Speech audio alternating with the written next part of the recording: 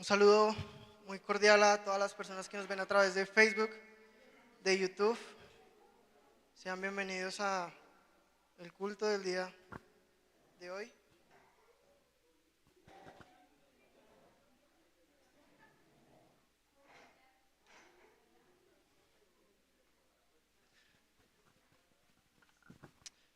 Bueno, familia, es realmente grato poder estar ante ustedes el día de hoy. Gracias a Dios por el privilegio que nos da de poder venir aquí a estudiar su palabra. Les voy a pedir que tomen asiento, que se hagan en la parte de adelante de la iglesia. Aquí hay sillas para que por favor las ocupen. Si alguien necesita Biblia puede levantar la mano y uno de nuestros servidores va a estar allí acercándose a brindarles una. El día de hoy, familia, vamos a retomar con nuestra serie de Segunda de Corintios. Hemos venido caminando las últimas enseñanzas por el capítulo 5. El día de hoy vamos a estar desarrollando del versículo 18 al versículo 21, pero antes de entrar en materia y a desarrollar el tema que nos corresponde el día de hoy, es necesario recordar algo muy importante que estuvo exponiendo el pastor Leonardo la enseñanza anterior. No sé si recuerdan cómo acabamos el culto de la semana pasada. No sé si recuerdan la parte importante del versículo 17. Si Robin me puede hacer el favor, 2 Corintios capítulo 5 versículo 17. La palabra nos dice lo siguiente. Busquen en sus Biblias 2 Corintios capítulo 5 versículo 17. Dice la palabra: de modo que si alguien está en Cristo, es nueva criatura. Las cosas viejas pasaron y ahora han sido hechas nuevas. El pastor Leonardo mencionaba la semana pasada la conversación que Jesús había tenido con Nicodemo, cuando le dice Jesús que él debe nacer de nuevo, y Nicodemo le pregunta: ¿cómo así? ¿Tengo que volver al vientre de mi madre y volver a salir para nacer de nuevo? Y Jesús le dice: no es así. Jesús le dice: para nacer de nuevo, lo que usted tiene que hacer, lo que usted y yo tenemos que hacer, es nacer del agua y del Espíritu. Así es como se forman las nuevas criaturas, según lo que Jesús nos está diciendo. Pero entonces surge una pregunta fundamental: ¿qué significa ser una nueva criatura? ¿Qué nos lleva la palabra? ¿Qué nos dice el Señor que significa ser una nueva criatura? Es importante y es fundamental, y quiero puntualizar en este punto primero, porque es la base fundamental de los versículos que vamos a tocar el día de hoy. Porque Pablo lo que está haciendo es hablarles directamente a esas nuevas criaturas. Pero vamos a ver primeramente qué es una nueva criatura. Para entender ese nuevo nacimiento, debemos partir de la realidad y de nuestra condición de caída desde Adán y Eva. Desde Adán y Eva, nosotros, todos aquellos que descendimos de ellos, es decir, usted y yo, nacimos con pecado. Eso es algo fundamental entenderlo y es el principio de todo. Ahora bien, esto produjo una separación entre Dios y el hombre. Es decir, siendo el ser humano pecador y Dios santo, el ser humano malo y Dios bueno, hay una separación obvia, lógica de las cosas. Y esa condición nos lleva a nosotros todo el tiempo al pecado. Es parte de nuestra naturaleza el pecado. Todo lo malo que nosotros somos es eso que somos. No hay nada bueno en nosotros, dice la palabra. Y hay que partir de allí, porque ese pecado nos lleva todo el tiempo a hacer el mal, a ser orgullosos, a buscar satisfacer nuestras necesidades, nuestros deseos, a buscar primeramente el bienestar personal y el bienestar colectivo. Es decir, ese pecado, ese orgullo me va a llevar a mí primeramente en pensar en mí, segundo en mí, tercero en mí, y si acaso pensar en los otros. Por esa razón, por ese conjunto de cosas, es indispensable tener en cuenta que nosotros jamás buscaríamos a Dios por nosotros. Nosotros no, humanamente, no queremos buscar a Dios. Vea lo que dice la palabra en Romanos 3, versículo del 11 al 12. No hay quien entienda, dice Pablo en mayúsculas. No hay quien busque de Dios. Todos se han desviado. A unas se hicieron inútiles. No hay quien haga lo bueno. No hay ni siquiera uno. Hermano, el pecado es eso que no nos permite avanzar hacia Cristo. Y no es algo que nosotros podamos quitarnos simplemente. No es algo que uno se pueda quitar y estar sin pecado para nada. Pero sabe, una vez que nosotros entendemos que vivimos con ese pecado, Jesús nos enseña algo fundamental, y es allí donde viene la conversación con Nicodemo. Debemos nacer de nuevo. Y esto es fundamental, entender que no es un cambio que nosotros producimos. El nacer de nuevo no es algo que nosotros nos propongamos hacer. No es algo que nosotros decidamos hacer. Es una obra de Dios mismo a través de su Espíritu. ¿Saben? Ese pecado que nosotros ejercíamos deliberadamente con el Espíritu Santo de Dios va a cesar. Pero es Dios mismo el que tiene que intervenir para que nosotros no pequemos. Es decir, véalo de esta forma: para buscar a Dios necesitamos a Dios. Vea lo que dice la palabra en Efesios capítulo 4 versículo 33, cuando nos dice que para buscar a Dios debemos tener una mente renovada, debemos ser renovados, y que sean renovados en el espíritu de su mente. Cuando somos nuevas criaturas, cuando nacimos de nuevo, Dios nos da una nueva vida, claramente, pero con ella una nueva mentalidad. Una nueva vida, una nueva mentalidad, es decir, una nueva forma de pensar. Dejamos de hacer lo que antes hacíamos. Lo que antes era normal para nosotros ya no es normal. Lo que antes nos producía gozo, ahora ya no. Es fundamental entender eso, porque esa nueva forma de pensar nos llevará a una nueva forma de hablar, de vivir, de actuar, de comportarnos, de dirigirnos a otra persona. Debe llevarnos fundamentalmente a actuar como Cristo actuaría. Esa es la base fundamental de nosotros a la hora de testificar a Cristo. Pensar, ¿Cristo haría lo que yo quiero hacer? ¿Cristo pensaría lo que yo estoy pensando? Vea, debe producirnos ese nuevo nacimiento un cambio evidente. Debe ser evidente para todos que nosotros nacimos de nuevo. Porque, vea, si nosotros reaccionamos con ira, igual que lo hacíamos antes de estar aquí, es ilógico, gracias José, que nosotros hayamos nacido de nuevo. Lo que el Espíritu produce en nosotros es un nuevo deseo y una nueva, de cierta forma, una nueva necesidad de vivir como Cristo. Vea, si antes nosotros reaccionábamos con ira ante una corrección, el Espíritu Santo nos va a llevar a la calma, nos va a llevar a la tranquilidad, nos va a llevar a tener paciencia. El Espíritu Santo produce que si antes a mí en el carro me cerraban y yo lo que hacía era 2 cuadras después buscar al man para cerrarlo otra vez, lo que el Espíritu Santo produce en mí es orar para que me dé esa paciencia, ese amor, ese dominio propio. Es fundamental entender esto, porque si antes nosotros dedicábamos los fines de semana a alimentar la carne, el Espíritu Santo lo que ha hecho es permitirnos estar acá. El Espíritu Santo lo que ha hecho es el día sábado a las 7 de la noche no pensar en que íbamos a ir a una discoteca, no pensar que íbamos a tomar cerveza, no pensar que íbamos a hacer cualquier otra cosa diferente que no sea venir aquí un domingo. Pero hermano, eso no es cuestión de nosotros. Eso es cuestión del Espíritu, eso es cuestión de Dios. Así que lo que quiero con esto es que nos preguntemos con honestidad y reflexionemos internamente. ¿Realmente somos nueva criatura? ¿Realmente nacimos de nuevo?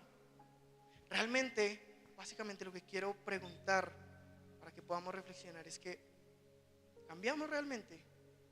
¿Hemos actuado diferente? ¿Hay diferencia entre el antes y el después? ¿Se evidencia ese cambio en nuestra forma de ser? Vea, podemos pensar que porque cumplimos una serie de requisitos externos, como, no, yo ya llego temprano a la iglesia, no, yo asisto a jóvenes todos los sábados, no salgo de mi casa sin escuchar la dosis diaria, no salgo de mi casa sin echarme la bendición, paso por una iglesia y lo primero que hago es, Dios mío. Esas son cosas externas, hermano, pero nada de eso sirve realmente si es una rutina. Si básicamente es la rutina de hacer algo sistemáticamente. Cuando hacemos algo sistemáticamente, estamos cumpliendo una serie de pasos sin sentido. Estamos yendo como hormiguitas detrás de la gente y ya. Realmente eso demuestra y refleja una vida nueva en Cristo.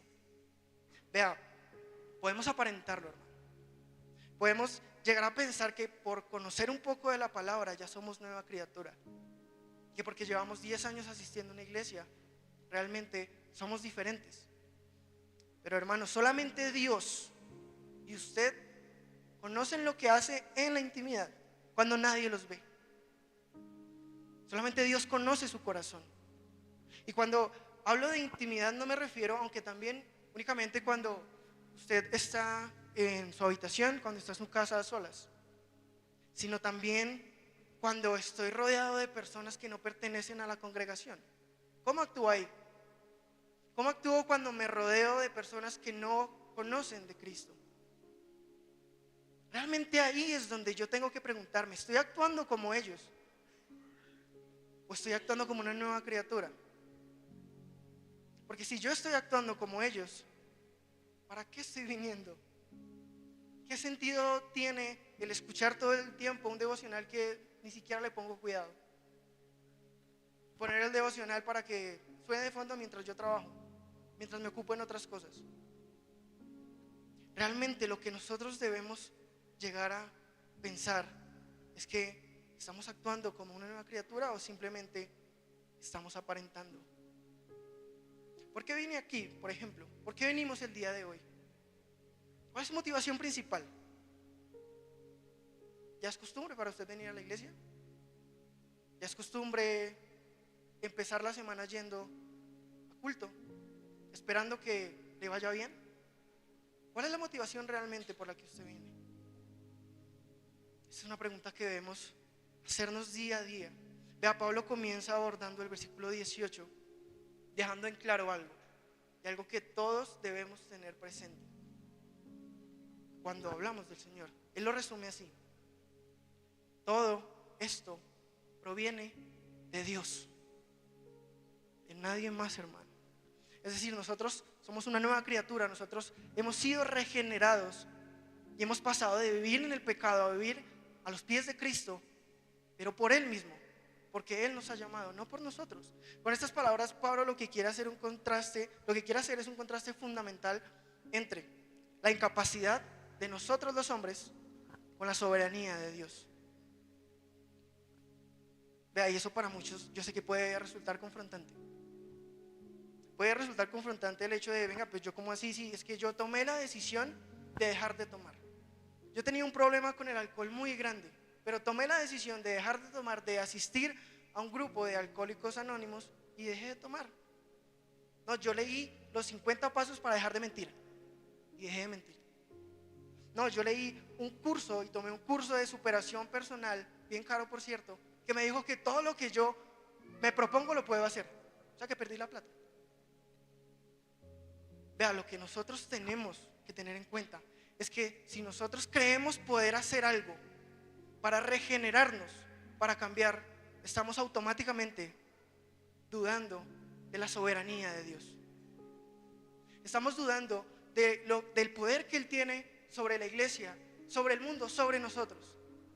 Si yo digo que yo puedo cambiar y puedo decidir no hacerlo, estoy diciendo intrínsecamente que Dios tiene poder sobre todos menos sobre mí. ¿Eso tiene sentido? Eso no tiene sentido, hermano. Dice la palabra claramente: ¿puede el barro decirle al alfarero, ¿por qué me haces así? ¿Puede decirle una camiseta al costurero, ¿por qué me haces así? ¿Puede decidir una camiseta, no, este cuello no me gustó, entonces me lo voy a cambiar? ¿Puede acaso la camiseta hacer eso? ¿Por qué nosotros llegamos a pensar que nosotros sí? Si la camiseta es creación del costurero y nosotros somos creación de Dios, ¿por qué muchas personas pueden llegar a pensar que funciona diferente? Hermano, Dios tiene la potestad, el poder sobre todos nosotros, y es a Él al que hay que rendirnos para que podamos realmente cambiar, porque es a partir de Él que cambiamos, porque podemos cambiar hábitos. Es muy fácil cambiar comportamientos. Pero les estoy diciendo, y eso es completamente real. Hay muchos cursos que a usted le dicen cómo dejar de hacer cosas. Es totalmente cierto esto. Pero hermano, eso solamente depende de Dios. Por eso, vea, no sé si usted conozca a alguien y tenga presente en este momento a una persona que usted quisiera que cambie. Una persona que usted diga, venga, esa persona necesita de Cristo. Que partiendo obviamente de que todos necesitamos a Cristo. Esa persona que usted especialmente sea motivo de oración, más bien. Esa persona que sea terca, que esté por mal camino, que sea orgullosa, que sea mentirosa. Tenga presente a esa persona. Porque según lo que hemos visto, esa persona no ha cambiado porque Cristo no ha querido. Punto. No hay que buscarle, no hay que darle más vueltas al asunto. Eso nos debe llevar a dejar de predicarle el evangelio. Para nada. La palabra nos dice que no nos cansemos de hacer el bien. Hay que actuar diligentemente para llevar la palabra donde Dios nos lleve a decirla, a decretarla, a predicarla. Pero no debemos pasar por alto que no depende de nosotros. No depende de lo que nosotros hagamos. El único que realmente va a transformar ese corazón es Dios, hermano. Porque nosotros podemos llevar a una persona que camine como nosotros querramos que camine. Nosotros podemos decirle, ve, haga esto, haga esto, haga esto y haga esto. Y esa persona efectivamente va a hacer esto, esto, esto y esto. Pero realmente su corazón va a seguir siendo exactamente igual. Vea lo que dice la palabra en Romanos 9:16. Así que no depende del que quiere ni del que corre.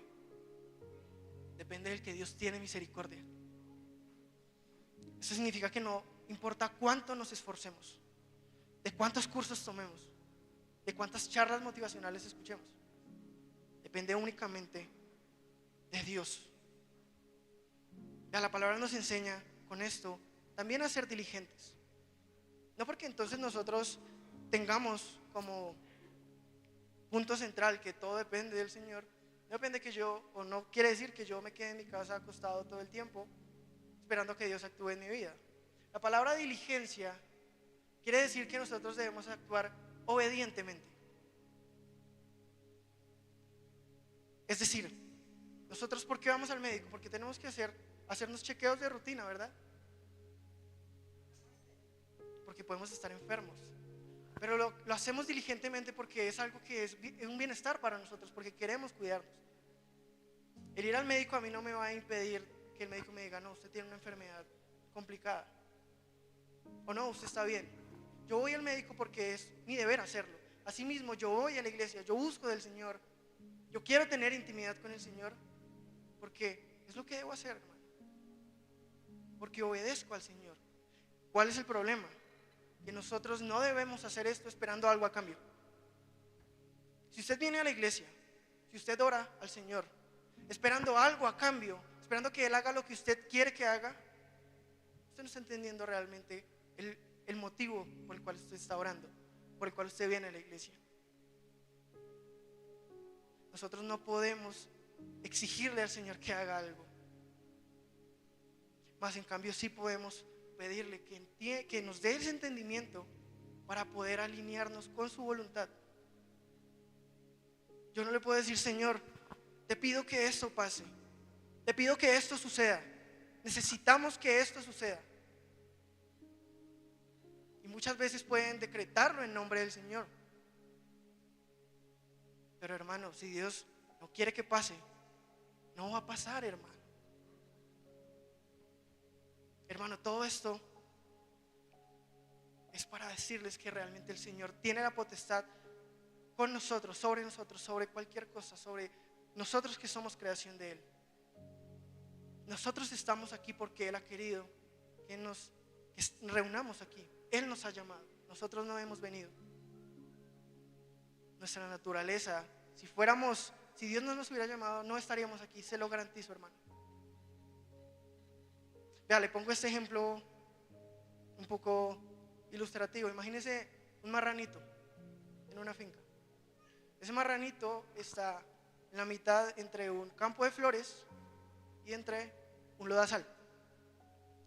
Usted y yo sabemos que queremos que el marranito no se meta en el lodo, queremos que esté limpio, queremos que huela bien. Pero si soltamos ese marranito, ¿a dónde se va a ir? ¿Por qué se va al lodo? Porque es su naturaleza. De la misma forma, nuestra naturaleza nos aleja del campo de flores, que es Dios, nos lleva al lodo, que es nuestra vida, que es nuestra esencia. De la misma manera, nuestra naturaleza es correr tras el pecado, impulsados por el pecado. Por eso la palabra dice claramente que nadie viene al Padre si no es por el Hijo. Vea lo que dice Juan 15:16.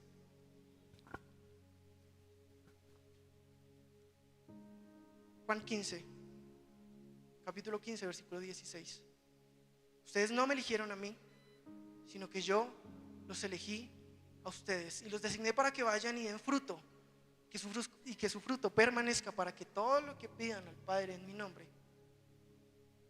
les conceda.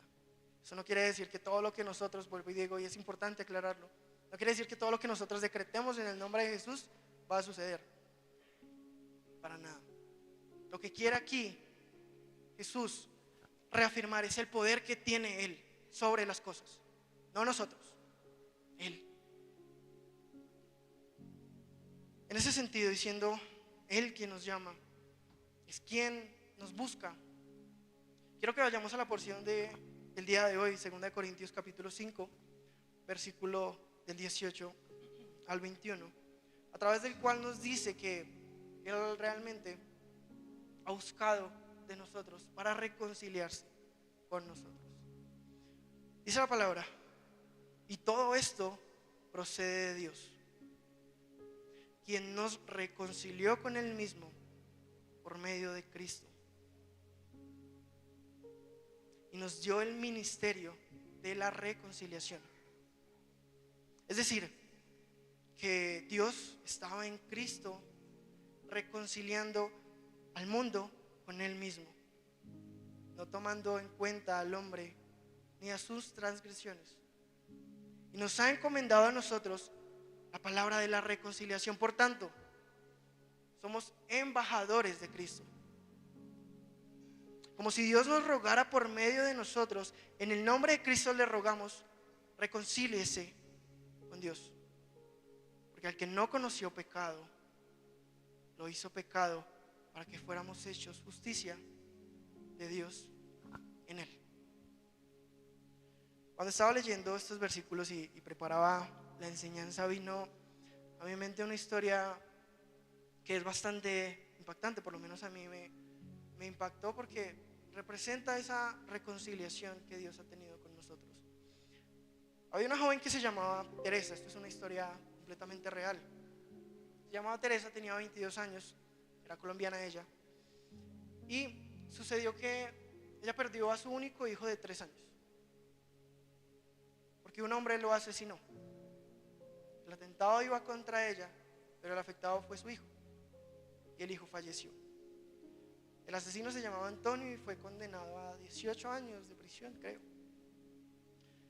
Y lo que hizo esta mujer, consumida por el dolor, quiero que se ponga en el lugar de ella, consumida por el dolor que ella tenía, lo que decidió fue ir a buscar a ese hombre en las cárceles. Quiso conocer de su historia, quiso realmente saber qué lo motivó a hacer eso, cuál fue la razón por la cual él quería hacerme daño a mí y terminó asesinando a mi hijo. Con el tiempo, en sesiones de grupo, logró encontrarlo, logró ubicarlo, y se dio cuenta que este hombre había crecido con carencias increíbles. Había sido víctima de abuso, había sido víctima de abandono por parte de su madre. Realmente había pasado una infancia muy, muy dura. Y al conocer el trasfondo de esa situación, Teresa empezó a compadecerse por ese señor. Tanto que el dolor de ella empezó a consolar el dolor de él, y el dolor de él empezó a consolar el dolor de ella. Es decir, fueron un apoyo fundamental en uno para con el otro. Formaron un vínculo en la cárcel muy grande. un vínculo tan grande que al día de hoy ellos están casados. Eso demuestra, hermano, que de hecho tienen 3 hijos. Eso demuestra que de la muerte, de algo tan duro, de algo tan difícil, renace la vida, hermano. Renace la esperanza. Eso nos lleva a analizar un poco cuál es ese proceso de reconciliación. ¿Qué fue lo que hizo en este caso Teresa? El proceso de reconciliación es un proceso restaurativo de relaciones que se han visto afectadas, que se han visto quebrantadas, que se han visto rotas. Y como vimos anteriormente, nuestra relación con Dios estaba rota. Ya tocamos ese tema, pero quiero que veamos este versículo puntualmente para enfocarnos en algo importante. Así que vayamos a Génesis capítulo 3, versículos del 6 al 10. Dice la palabra: cuando la mujer vio que el árbol era bueno para comer y que era agradable a los ojos y que el árbol era deseable para alcanzar sabiduría, tomó de su fruto y comió. También dio a su marido que estaba con ella y él también comió. Entonces fueron abiertos los ojos de ambos y conocieron que estaban desnudos, y cosieron hojas de higuera y se hicieron delantales. Y oyeron al Señor Dios que se paseaba en el huerto al fresco del día. Entonces el hombre y su mujer se escondieron de la presencia del Señor. Pero el Señor llamó al hombre y le dijo: ¿dónde estás? Y él respondió: te oí en el huerto y tuve miedo porque estaba desnudo y me escondí. Ese es el momento puntual en donde la relación se quebranta, pero quiero que vayamos puntualmente al versículo 9,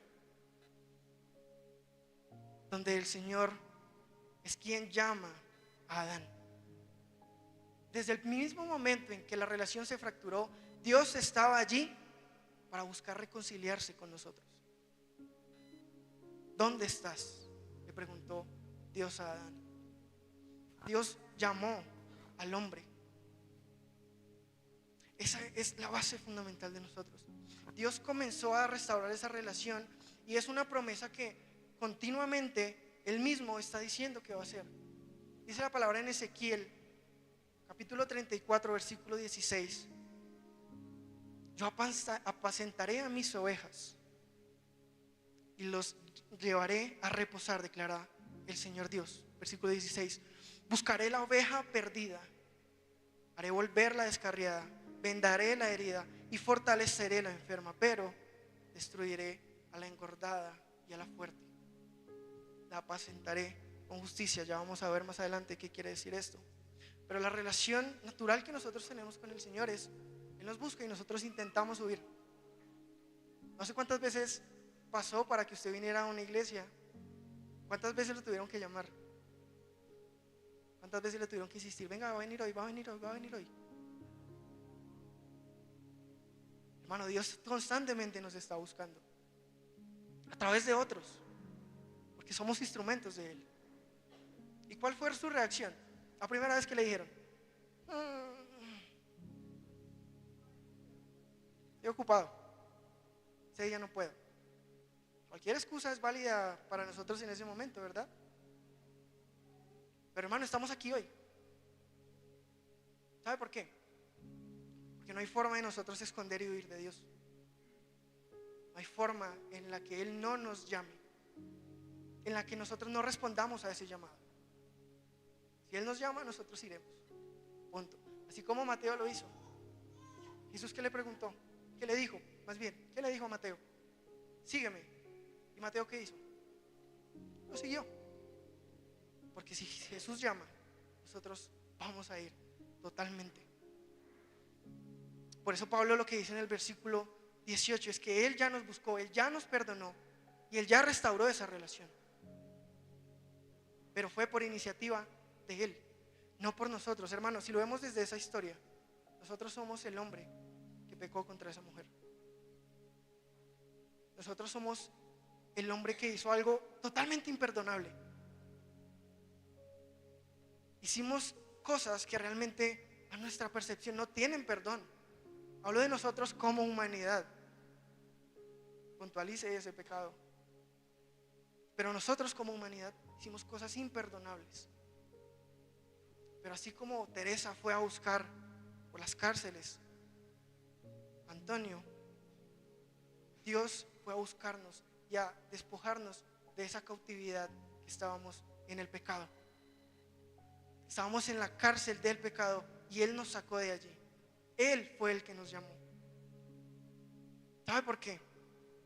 Efesios capítulo 2, versículo 4 y 5 nos dice: pero Dios, que es rico en misericordia, por causa de su gran amor con que nos amó,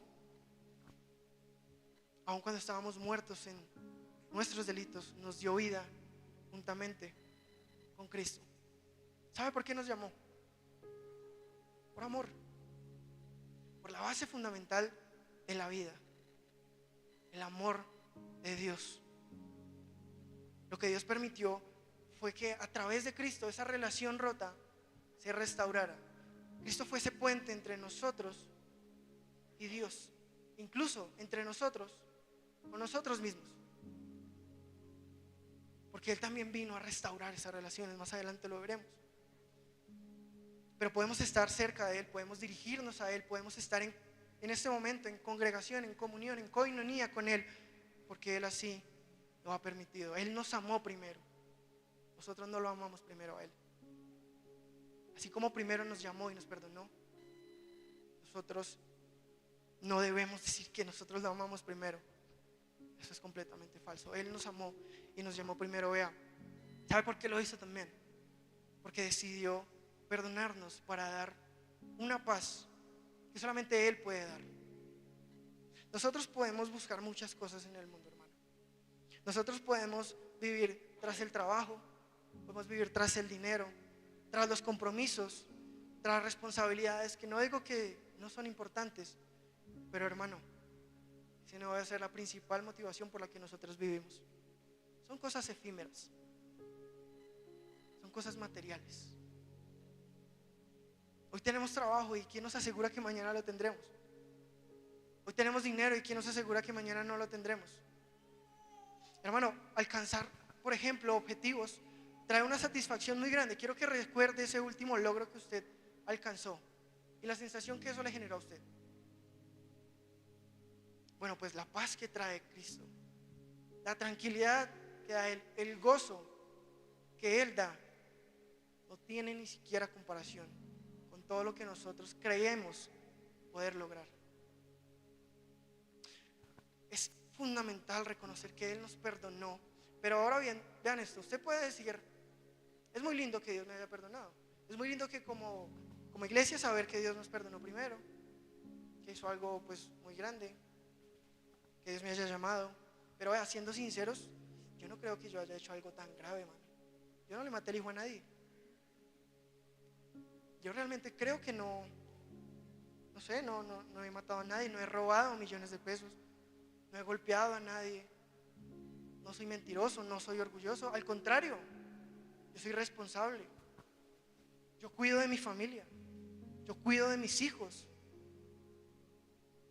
yo cumplo con mi trabajo, yo cumplo con mi estudio. Soy una persona íntegra, soy una persona correcta. Y hermano, como les decía anteriormente, eso está bien. No vamos a decir que eso está mal. Pero ¿sabe cuál es el problema?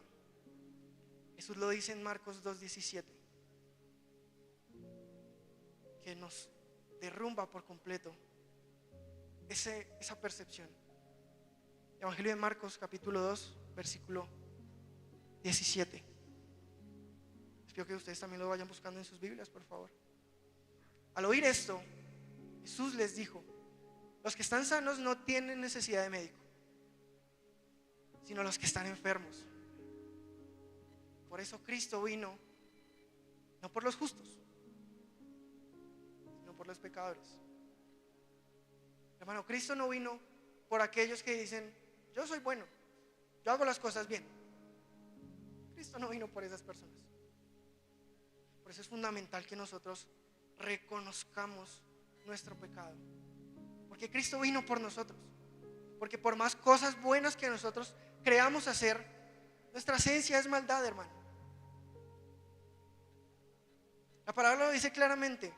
Usted puede hacer 1000 cosas buenas, usted puede dar 1000 comidas, usted puede dar 1000 abrazos, usted puede regalar todo su dinero, usted puede hacer todo por las personas, usted puede dar su casa, usted puede vivir simplemente predicando falsos evangelios. Usted puede decir, no, yo me despojo de todo lo importante y más bien voy a dedicarme al servicio de los animales, de las personas. Hermano, todo esto está bien. Pero si la base fundamental sobre la cual hacemos lo que hacemos no es el amor, no sirve de nada. Y esa base solamente la va a dar Dios, hermano. Así que está bien, y de hecho es bueno que usted tenga esa necesidad de servir, esa necesidad de ayudar. Pero si usted lo que hace no lo hace para la gloria de Dios, lo está haciendo en vano. Lo está haciendo totalmente en vano. No tiene sentido que lo haga. Por eso la base de todo debe ser el Señor. Por eso debe ser Dios. Lo que Jesús les dijo a sus discípulos fue que Él no vino por aquellas personas que creen estar bien, sino por el contrario, Él vino por aquellas personas que saben que están mal. Ya Cristo vino por aquellas personas que reconocen realmente que con el solo hecho de pecar, de pensar mal contra un hermano, es motivo ya de pecado. Con el solo hecho de pensar, este man que me cerró, ojalá le pinche una llanta. No, esa señora que me metió un billete falso, ojalá se le quiebre mañana. Hermano, así pensamos los hombres. Esa es nuestra esencia. Yo no sé si ha visto, y quiero que tenga esa percepción. Normalmente cuando usted le quita a un niño un dulce a un niño, el niño normalmente lo que va a hacer es reaccionar de forma agresiva en su niñez, en su pequeñez. Pero se va a poner bravo. Va a decir, en sus adentros va a decir, ¿por qué me quitó este man mi dulce? Si era mío. ¿Sabe por qué dice eso? Porque su esencia es pensar en él. De la misma forma nosotros hacemos exactamente lo mismo. Todo lo que nos pase en contra de nosotros, vamos a querer hacérselo a otra persona. De esa forma nosotros reconocemos que por naturaleza somos pecadores, hermanos. Es fundamental que reconozcamos esa necesidad del perdón de Dios, hermano. Esa necesidad de entender que necesitamos que el Señor nos perdone día a día. Porque nosotros no solo pecamos hoy, no pecamos un día a la semana, no tenemos un horario para pecar. Constantemente lo hacemos, hermano. Incluso lo llegamos a hacer aquí mismo. Pues que usted nunca ha visto llegar a alguien con los zapatos sucios, con el pelo sucio, con el pantalón roto, y usted ha hecho qué vergüenza. Hermano, desde ese mismo momento usted está pecando. Desde ese mismo momento usted está asesinando a su hermano en su corazón, hermano. Con el maldecir, el guardarle rencor a otra persona, eso ya es pecado, hermano. Pero incluso ese reconocimiento del pecado no depende de nosotros. Ya lo que dice la palabra en Juan 16, versículo 8.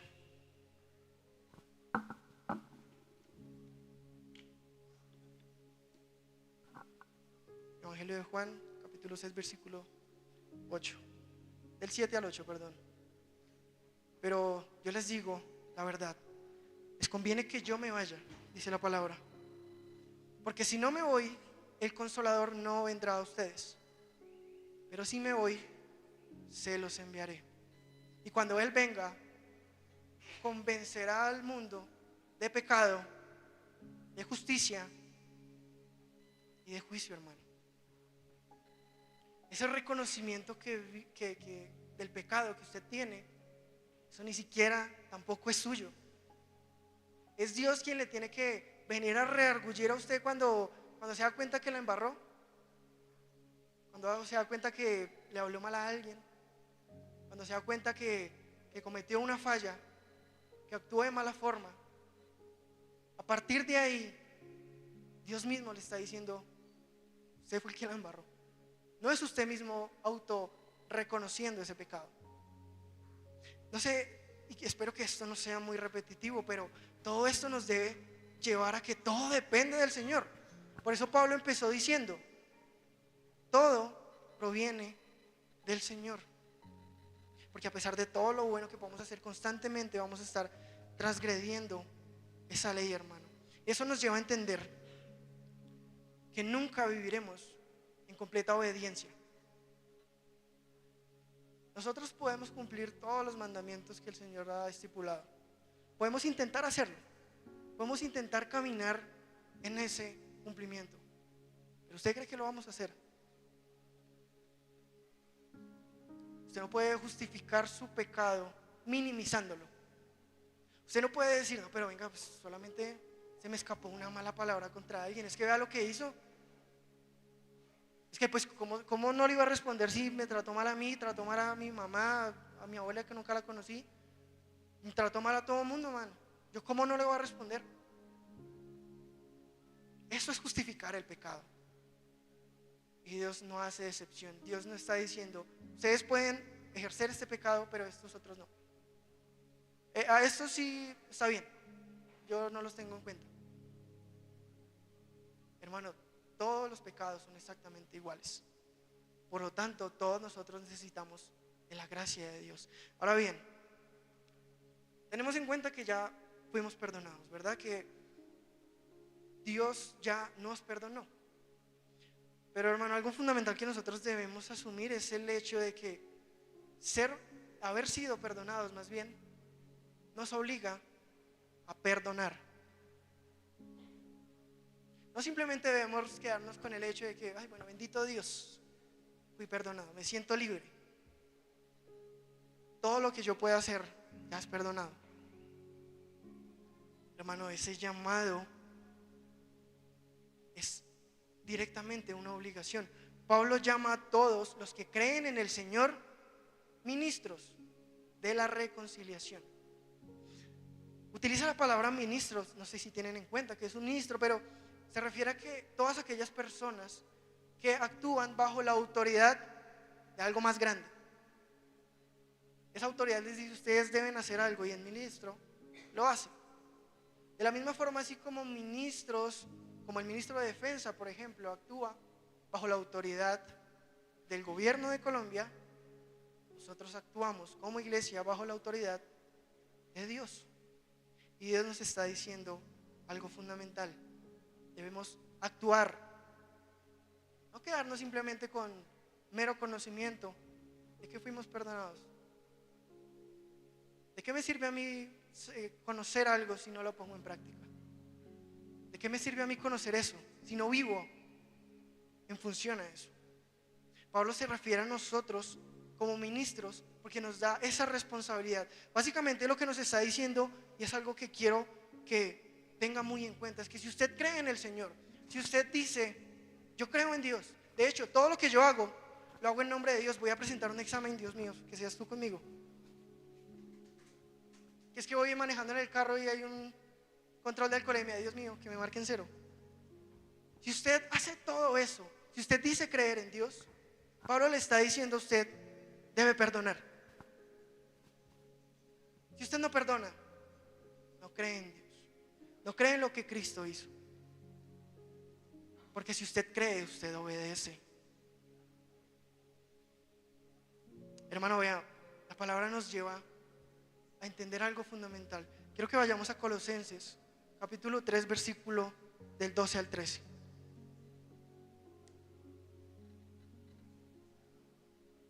Dice la palabra: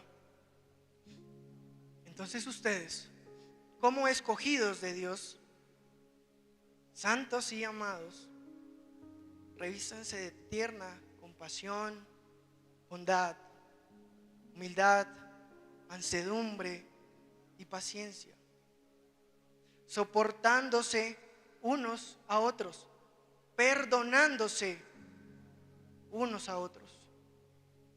Porque si alguien tiene queja contra otro, tiene que tener en cuenta que Cristo ya los perdonó. Así que ¿qué debemos hacer? Lo mismo. Y esos versículos me parecen bien interesantes, porque esa palabra soportar conlleva muchas cosas y me identifico muchas veces, porque conozco personas que me tienen que soportar a mí, porque yo soy complicado. Y hermano, no es fácil soportarme a mí, hablo personalmente. Pero asimismo, como yo espero que me soporten, asimismo debo soportar a los demás. La palabra soportar conlleva a que es difícil, sí, muchas veces tolerar a otros, pero asimismo debemos llevar las cargas los unos de los otros. No simplemente decir, venga, es que este man, no me lo aguanto, pero la palabra me está diciendo que tengo que aguantármelo. No se refiere solamente a eso, sino no solamente debo soportarlo, aguantarlo, sino que por el contrario debo sentir el dolor que siente esa persona como propio. Los problemas de ese hermano deben ser mis problemas. Las aflicciones de ese hermano deben ser mis aflicciones. Es una relación de va y viene, porque esa persona necesita que la soporten, así como usted necesita que lo soporten, así como usted necesita que lo toleren, así como usted necesita que lleven sus cargas. Hermano, es fundamental entender esto. Así como nosotros soportamos y perdonamos, es fundamental que pidamos perdón también.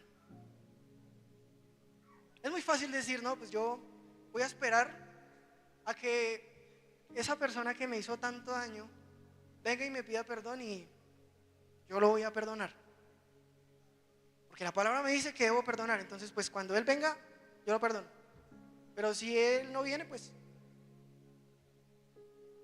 ¿ustedes creen que la palabra nos insta a eso? La palabra nos está diciendo, perdonen. No esperen a que otros vayan y le pidan perdón. No, vayan ustedes.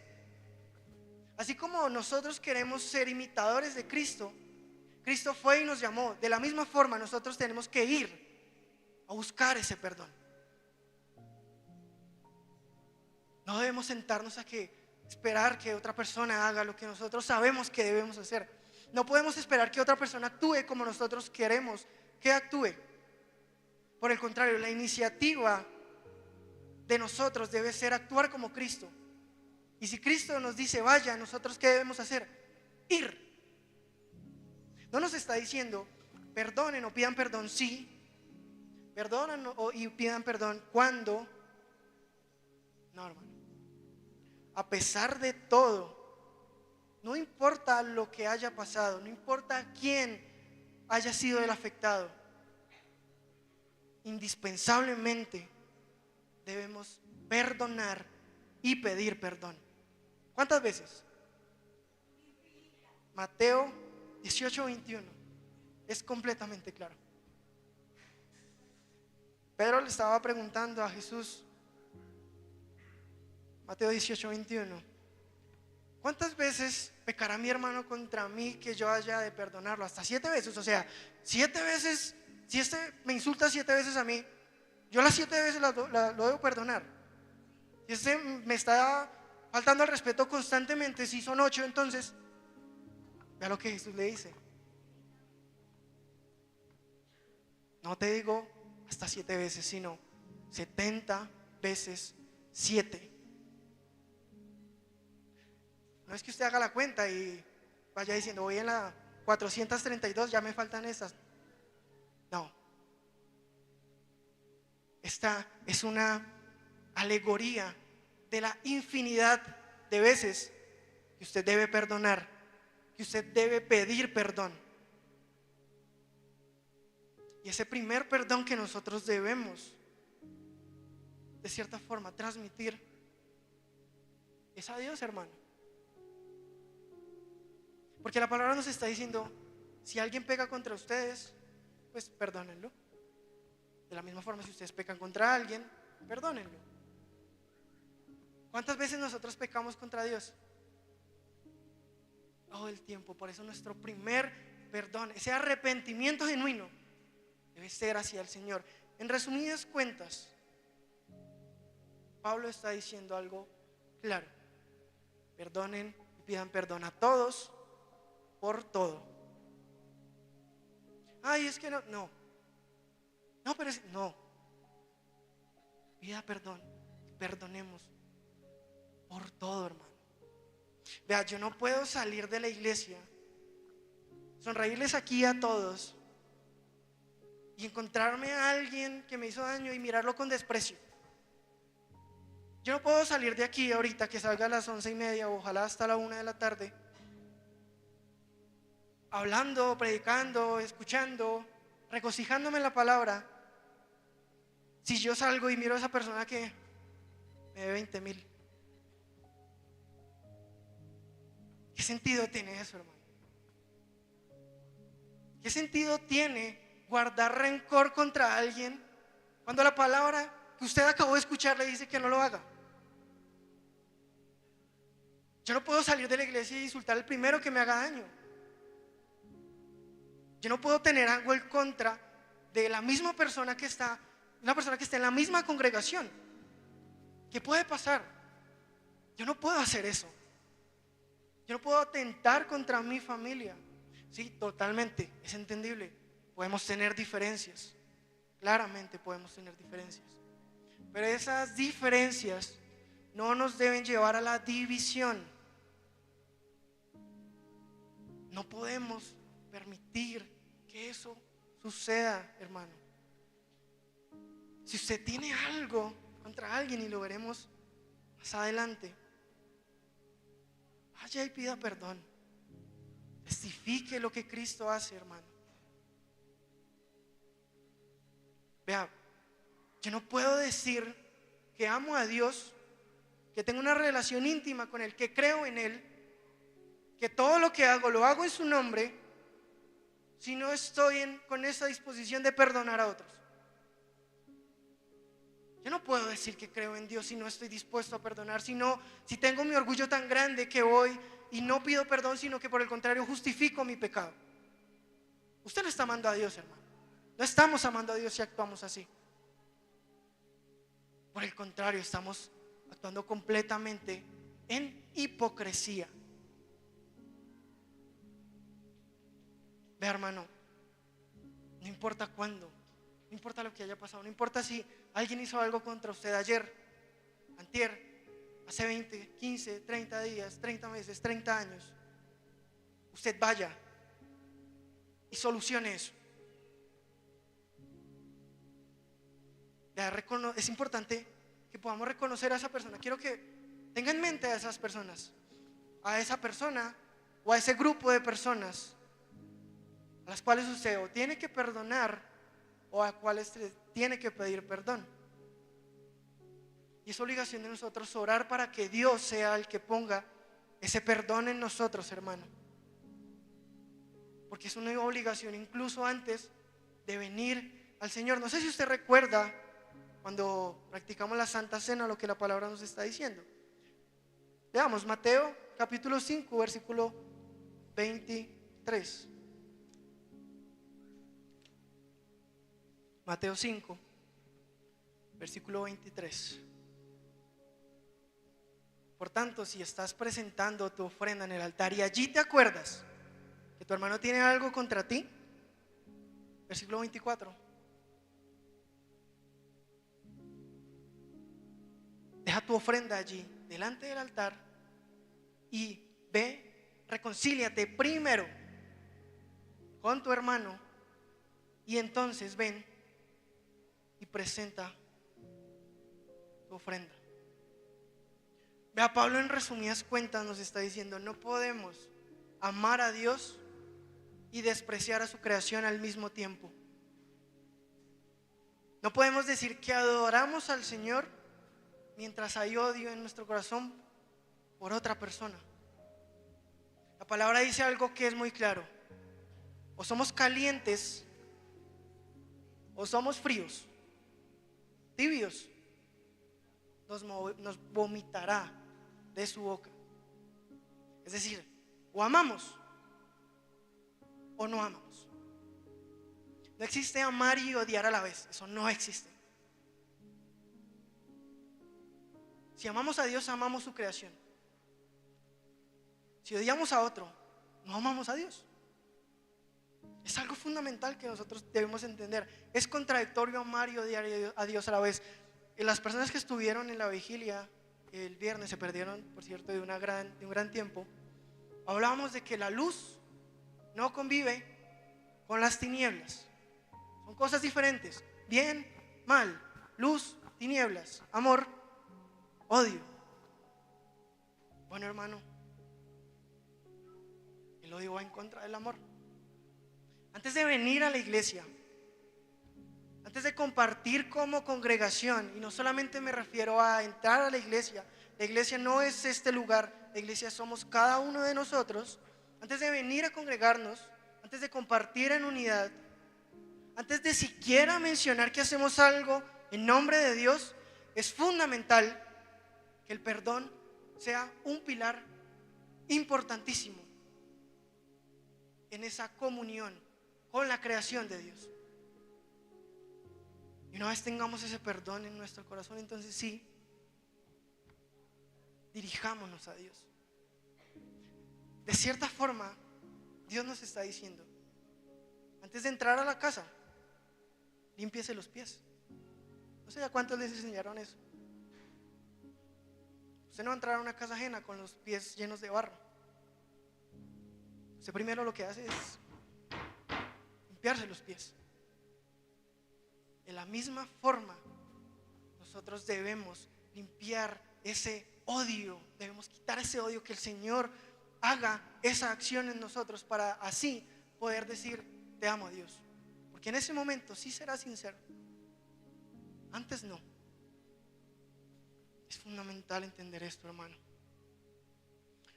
Ahora bien, el ministerio que Dios nos ha puesto a cargo es fundamental, hermano. Y Pablo señala algo que es vital que entendamos. Veamos el versículo 20. Segunda de Corintios capítulo 5, versículo 20. Por tanto, somos embajadores de Cristo, como si Dios rogara por medio de nosotros. En nombre de Cristo les rogamos: reconcíliense con Dios. Vea, la palabra embajadores, si no, don Mauricio, no tiene nada que ver con misionarios, bendito Dios. La palabra embajadores, y Pablo usa esa palabra porque tiene una connotación crucial en nuestro rol como seguidores de Cristo. Una embajada, para ponerlos en un contexto muy rápido, es la representación diplomática de un país en otro país, ¿verdad? Es decir, es un pequeño territorio de ese país en otro país. La embajada de Colombia en Alemania es una Colombia pequeñita en Alemania. Allí se habla como se habla en Colombia, como se actúa en Colombia, como se piensa en Colombia. En resumen, la embajada es Colombia. Asimismo, ese embajador en Alemania, por ejemplo, representa no a la embajada, representa a Colombia. Y el embajador tiene 3 labores, resumámoslo así, fundamentales que debemos entender. La primera es que debe ser ciudadano colombiano. No debe ser ni argentino ni chileno, no, debe ser colombiano. Ese es el primer deber, el primer requisito del embajador. Asimismo, debe vivir en el país en donde se va a establecer. Es decir, si es colombiano y quiere representar la embajada en Alemania, debe vivir en Alemania. Pero asimismo, cuando el embajador habla, da un discurso, no hace eso en nombre propio. Cuando el embajador se dirige a un grupo de personas, no lo hace hablando de él. Habla en nombre de Colombia. Y asimismo, las acciones que el embajador haga van a afectar la percepción que las personas extranjeras tengan, no del embajador, de Colombia.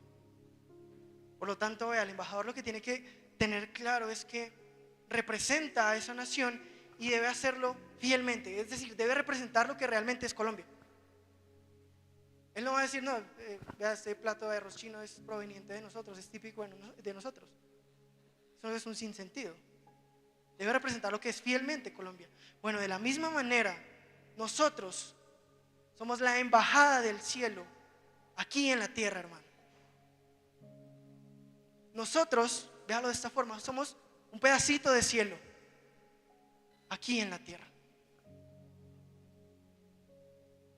Y por lo tanto debemos seguir las tradiciones del cielo, debemos hablar como se habla en el cielo, debemos pensar como se piensa en el cielo, debemos vivir como se vive en el cielo, hermano.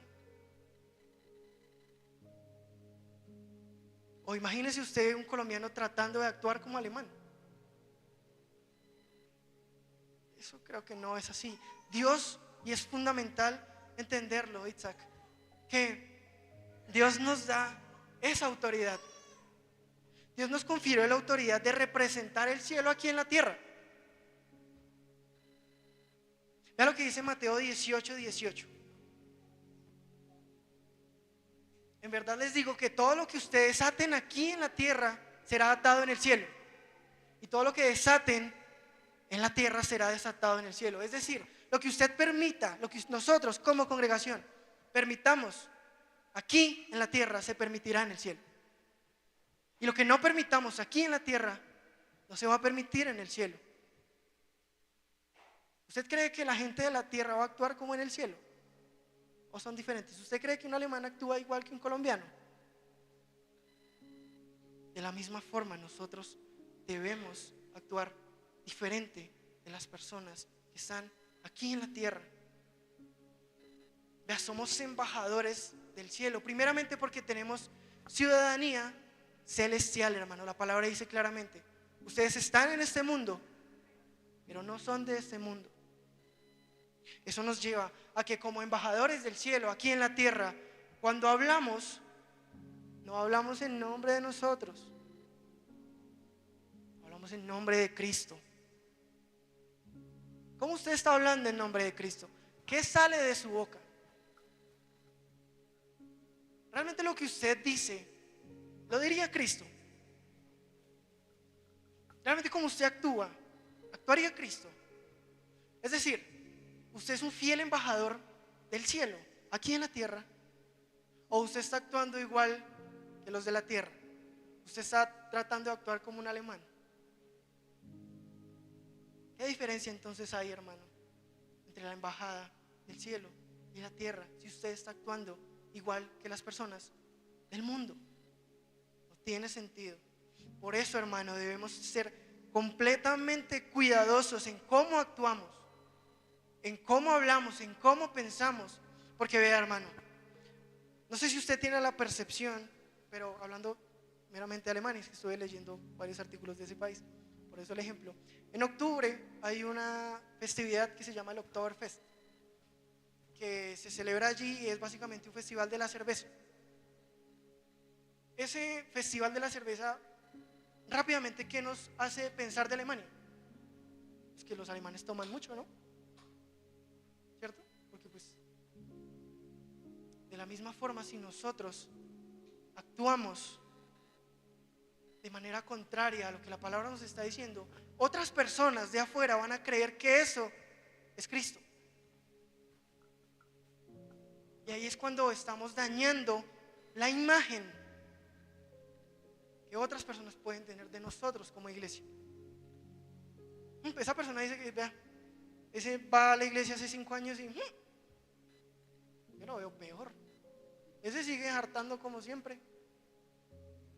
Ese sigue yendo por la vida loca. Yo no sé, esa iglesia qué. Esa persona está hablando puntualmente de esa persona que encontró andando en malos pasos. Esa persona está hablando de la iglesia, hermano. No sé cuántos de nosotros algún momento nos han recriminado eso. Estoy haciendo eso y tanto que va a la iglesia. ¿Cuántas veces nos han dicho eso? Y hermano, es una representación de que no estamos cumpliendo esa labor fielmente.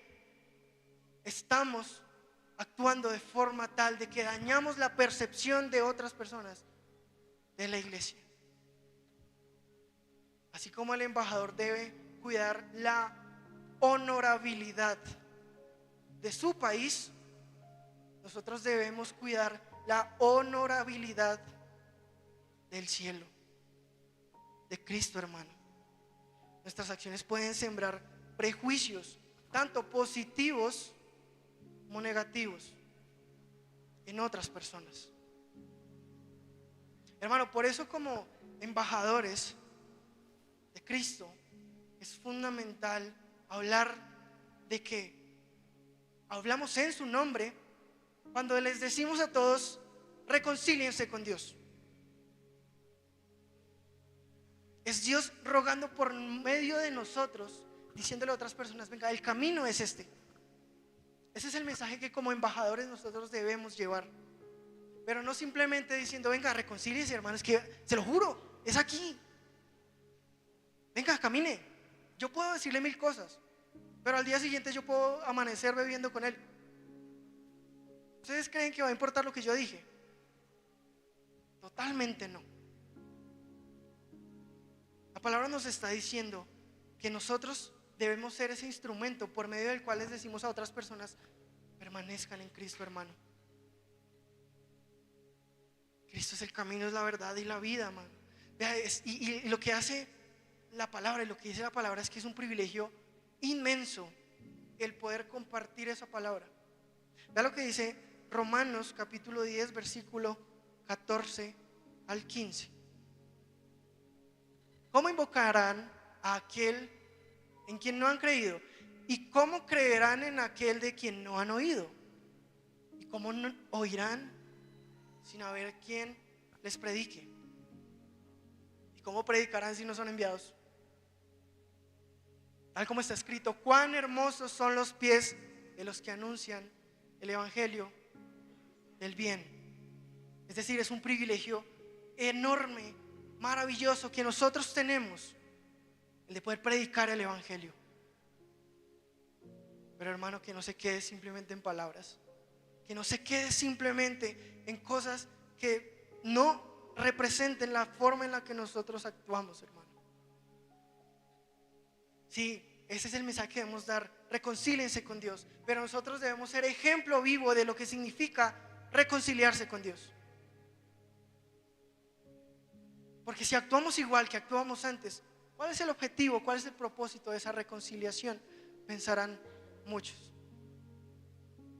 Hermano, la manera en que Dios llama a muchos de nosotros, a todos nosotros, es a través de esos embajadores. Esa persona que usted lo invitó a la iglesia por primera vez, esa persona que le habló de Cristo, no fue porque él lo quiso hacer. La palabra dice que él fue enviado por Dios. Todas las personas a las que usted le predique el evangelio es porque Dios lo está usando a usted para predicarle. Por eso, hermano, predique algo que es cierto. Si usted dice que esto es verdad, hermano, que su comportamiento también diga: esto es verdad.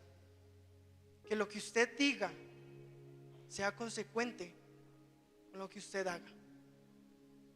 Eso significa que vamos a ir siempre en el camino del bien y nunca vamos a fallar.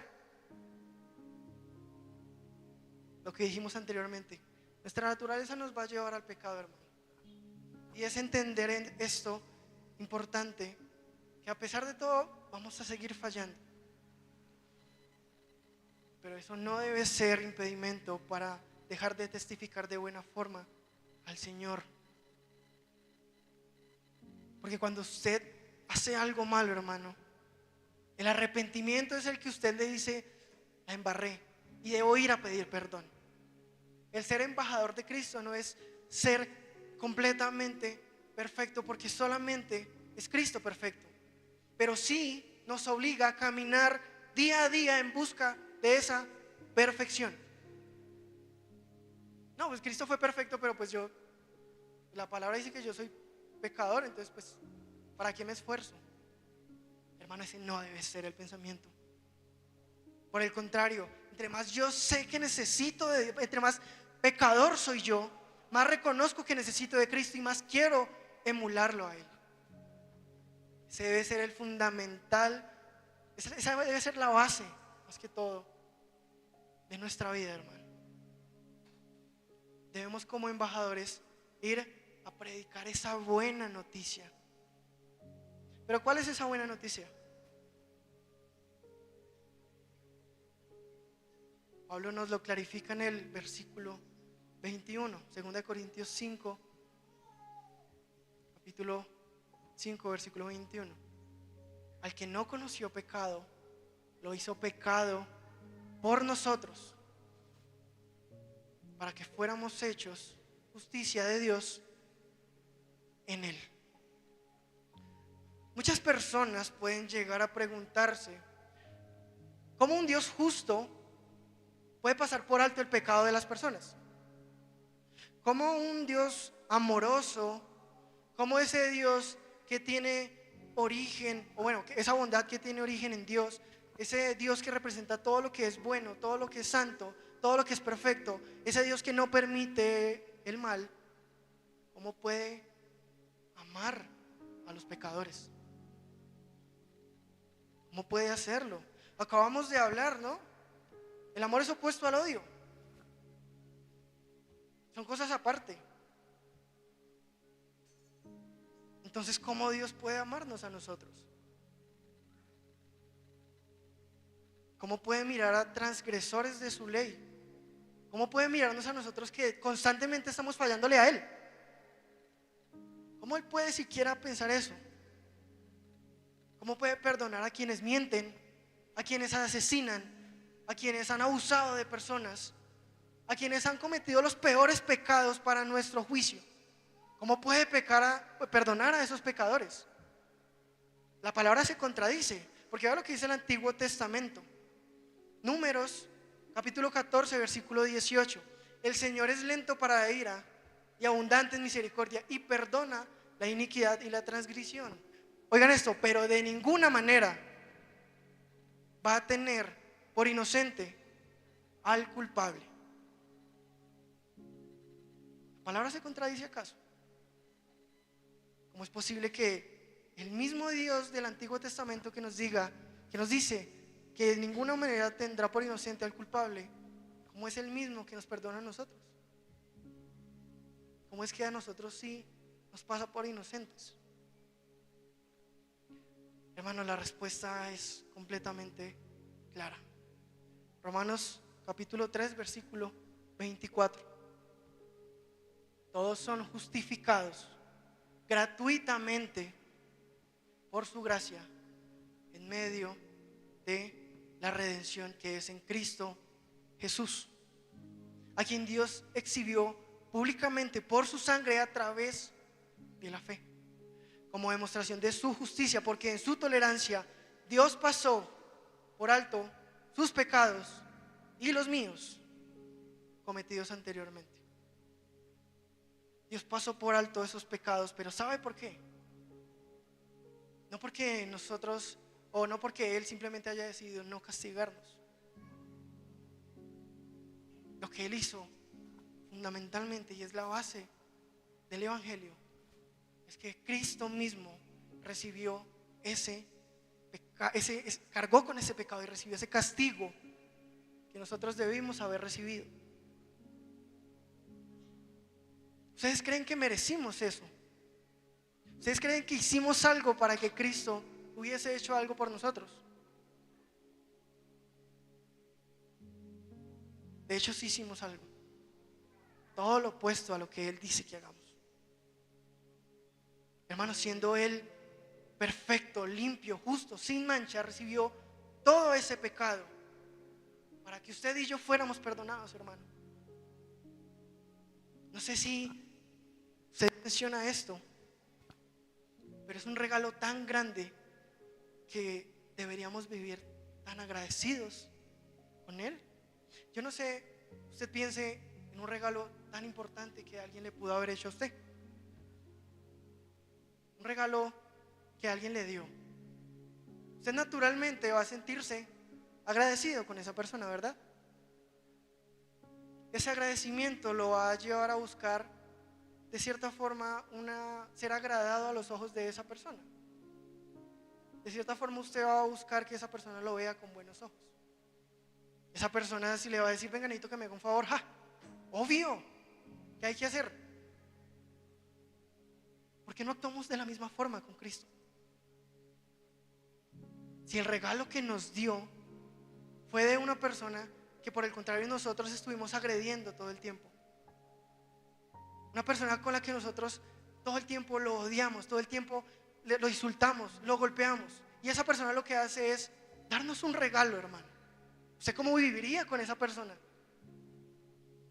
Completamente agradecido. Bueno, esa forma es infinitamente menor a lo que Cristo hizo por nosotros. ¿Cuán agradecidos entonces debemos vivir con Cristo, hermano? La palabra dice en Tesalonicenses: sean agradecidos por todo y en todo. ¿Saben lo que significa la palabra todo en griego? Todo. Todo, hermano. No importa las cosas que hayan pasado, hermano, usted tiene que ser agradecido con Él.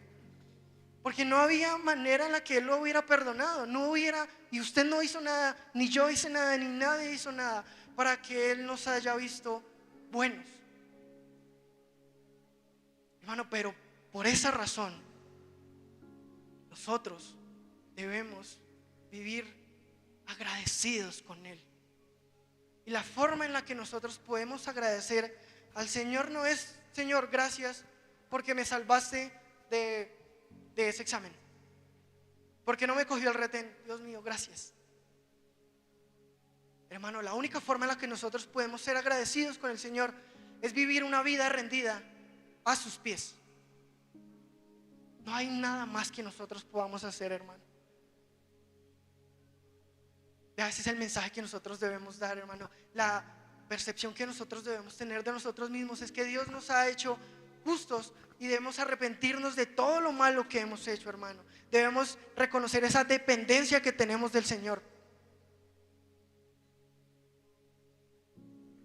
Es desde ese agradecimiento, desde ese amor, que buscamos vivir como Él, hermano. Vea, Cristo murió, vino por nosotros, y la misión que Él trajo al mundo fundamentalmente se puede sintetizar de cierta forma en el último versículo del Antiguo Testamento, Malaquías capítulo 4 versículo 6. La misión de Cristo fue esta: Él hará volver el corazón de los padres hacia los hijos y el corazón de los hijos hacia sus padres, no sea que yo venga y hiera la tierra con maldición. Es decir, Él vino a unir esa familia de la fe. Claramente la palabra también dice que Él vino a causar división. Claro, Él vino a apartar a todas aquellas personas que no creen en Él con las que sí creen en Él, y a unir a todas esas personas que creen en Él en un solo cuerpo. ¿Sabe cuál es ese cuerpo? Nosotros. Usted y yo hacemos parte de ese cuerpo, hermano. Él vino realmente para que podamos reconciliarnos. Cuando la palabra dice Él hará volver el corazón de los padres hacia sus hijos, significa que Él pone el arrepentimiento para reconocer que nosotros fallamos y que vamos a buscar el perdón, pero solo por medio de Cristo, hermano. Hermano, y nuestra misión como portavoces del Señor es predicar esa buena noticia a cada lugar posible. Pero como muchas veces hemos repetido, no espere a que haya un viaje misionero para ir a predicar. No espere que haya una motivación o una iniciativa más bien de la iglesia para ir a servir. No espere que la iglesia haga algo para usted hacer algo. Nuestra motivación, hermano, debe ser ir a predicar a cada lugar posible, empezando con mi vecino, en mi casa, en el colegio, en la universidad, en el trabajo, en todo lado, hermano. Esa es nuestra misión. Pero como les hemos dicho, como la palabra nos ha dicho, eso debe hacerse no solo de boca, sino en acción, hermano.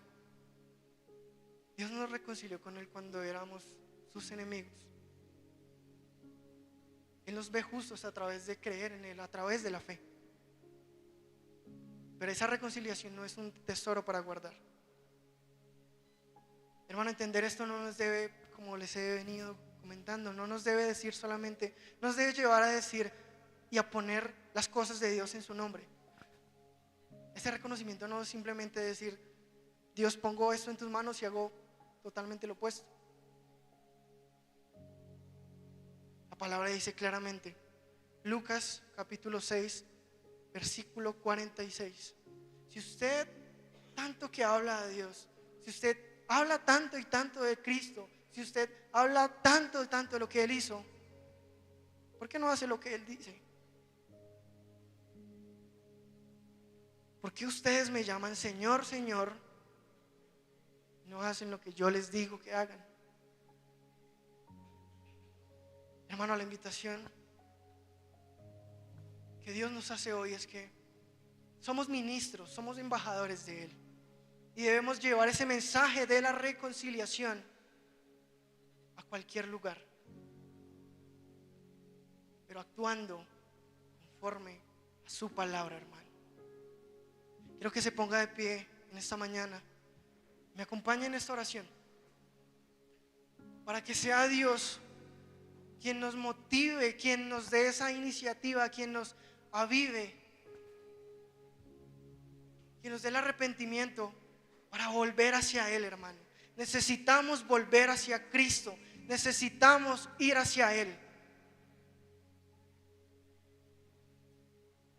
Él no es lo único que necesitamos. Él es lo único que tenemos. Más allá de Él no hay absolutamente nada, hermano. Señor, en esta mañana, Padre, quiero darte infinitas gracias por el privilegio que nos has concebido, Señor, de escuchar tu palabra. Gracias, Señor, porque nos has hecho justos, Padre. Gracias porque nos gozamos en eso que tú hiciste por nosotros, Señor, porque has sido completamente misericordioso, bondadoso y amoroso, Señor. Por eso en esta mañana, Padre, te pedimos perdón. Primeramente, te pedimos perdón porque a pesar de eso nosotros actuamos en contra de lo que tu palabra nos está diciendo, Señor.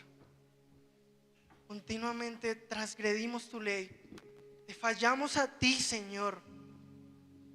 Continuamente vamos a encontrar lo que tú nos has dicho que hagamos, Padre. Por eso te pido en esta mañana, Señor, que pongas tú ese arrepentimiento en nosotros, Señor, para caminar en obediencia hacia ti, Padre. Señor, ayúdanos a actuar como tu palabra nos dice que actuemos, Señor. Señor, oro en esta mañana por cada persona que tiene algo en contra de alguien, Señor. Solamente tú conoces ese rencor que estas personas, que nosotros le podemos guardar a alguien más, Señor. Pudo haber sido hace poco, pudo haber sido hace mucho tiempo, Señor. Pero independientemente de eso, tú nos llamas a perdonar y a pedir perdón, Señor. Por eso te pido que seas tú quien ponga el arrepentimiento en nosotros, Señor, para ir a perdonar, Señor, para que nos perdonen, Señor, para ir en búsqueda de testificar lo que tú has hecho, Señor, de forma fiel, Padre. Padre, por eso en esta mañana, Señor, Oro por todas estas personas que estamos aquí reunidas, Señor. Gracias porque tú las has traído. No hemos sido nosotros. No hemos venido nosotros, Señor. Has sido tú, Señor. Has sido tú el que nos has llamado, Señor. Padre, te pido que, por favor, Señor, seas tú quien ponga cada ápice, Señor, de perdón, de arrepentimiento, para que podamos caminar, Señor, en obediencia. Padre, te pedimos, Señor, que escuches nuestras súplicas, Señor. Padre, Señor, escucha esta oración, Señor. Necesitamos de ti, Padre. Por eso, Señor, te pedimos que seas día tras día con nosotros, Padre. Gracias por cada familia aquí representada, Señor. Gracias por todo lo que has hecho por nosotros. Señor, gracias porque eres misericordioso. Te pido que seas tú con cada familia, Señor. Que seas tú con ellas, abriéndoles el entendimiento de hacer todo lo que tú les dices que hagas, Señor. Gracias, Señor, por este culto, Señor. Y en tus manos pongo a la congregación. Gracias, Señor, por tu palabra, por tu amor, por tu bondad y tu misericordia. Permítenos vivir en agradecimiento y en amor por lo que tú has hecho primero por nosotros. En tu nombre oro, Señor, amén y amén.